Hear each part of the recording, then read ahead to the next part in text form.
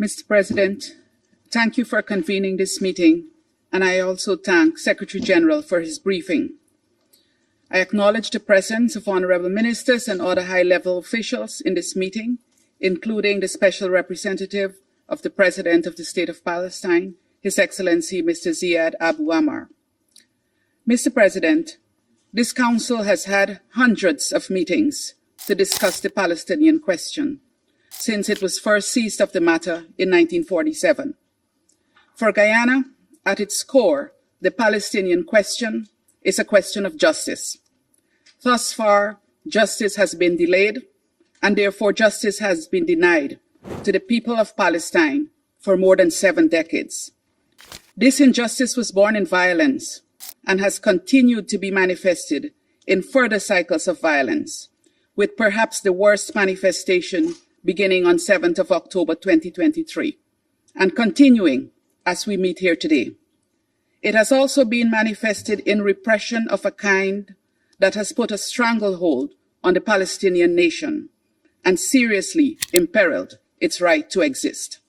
The international community and the Council have consistently rejected these designs on the Palestinian people, reiterating their inalienable rights, including their right to live in freedom and dignity in a state of their own. Notwithstanding, the injustice continues, necessitating greater efforts by this Council and other United Nations bodies to bring about compliance with their decisions on the Palestinian question. This is the fundamental difficulty in addressing the injustice against the Palestinian people: non-compliance with legally and morally binding decisions, and a lack of accountability for this non-compliance.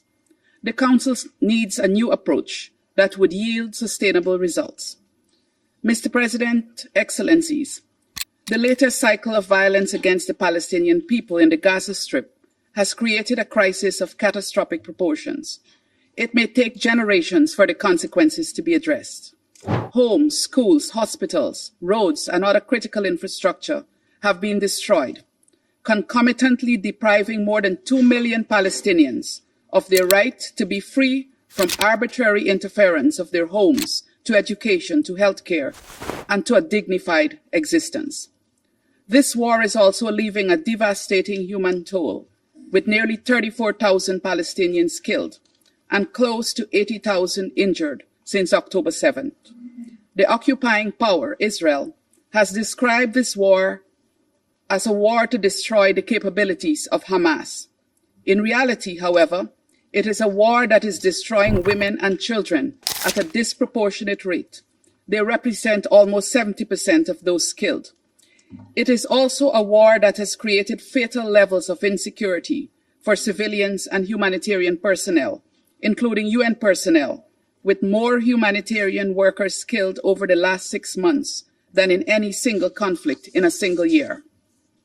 Mr. President, dear colleagues, having considered all of the deprivations to which the population in the Gaza Strip has been subject to since October 7th, one can justifiably conclude that a deliberate strategy of collective punishment of the worst kind is being inflicted on the Palestinian people. This strategy involves indiscriminately wounding civilians while simultaneously shrinking their access to health care.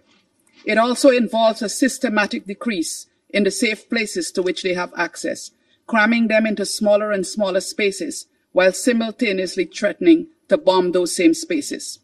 This strategy has also incorporated starvation as a method of warfare, evidenced by, inter alia, attacks on those attempting to meet the needs of starving Palestinians. Palestinians themselves have been fatally attacked while seeking sustenance. The results of this strategy have been malnutrition, famine, disease, and death. It must stop. The occupying power has obligations under international law, including international humanitarian law, with which it must strictly comply.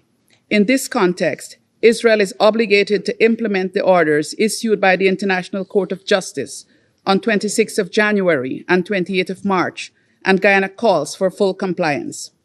Guyana reiterates its call for an immediate and sustained ceasefire in Gaza, as demanded in Resolution 2728, Without a ceasefire, humanitarian efforts in Gaza will not have the desired impact of alleviating the suffering.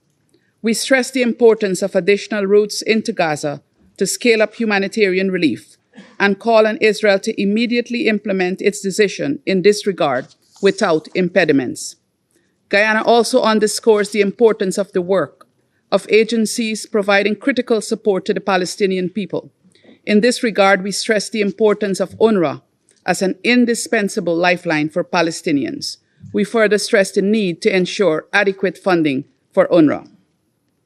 Mr. President, Excellencies, as we discuss the current catastrophic situation in Gaza as a result of the violence unleashed by Israel since the 7th of October, attacks by Hamas, both of which we condemn, we must not forget that this is a symptom of the failure to address the core issue, that of a two-state solution where the peoples of Palestine and Israel live side by side.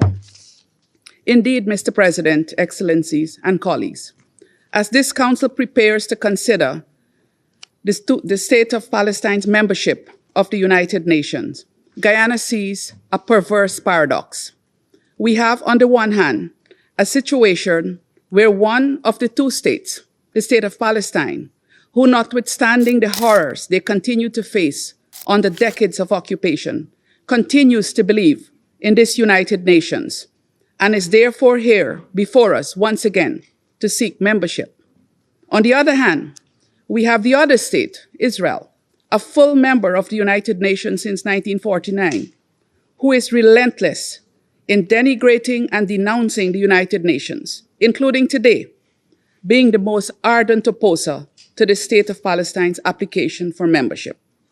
Guyana will not let such perverse paradox derail our support for Palestine as a UN member. We must end this injustice and deliver on the decades-old commitment made by the international community, by this Council and the General Assembly, for the creation of a free and independent State of Palestine. The admission of the State of Palestine as a member of the UN is a critical and necessary step in this direction, and we hope that when the question is put to us later, all hands will be raised to vote in favor of the legitimate and just request of the Palestinian people. The resolution of the Palestinian question requires political will and decisions based in principles of truth, justice, and fairness. Guyana is prepared to work with this Council and all members of the United Nations to make those decisions to secure the freedom and dignity of the Palestinian people. I end, Mr. President, by expressing Guyana's full and unwavering solidarity with the Palestinian people. I thank you.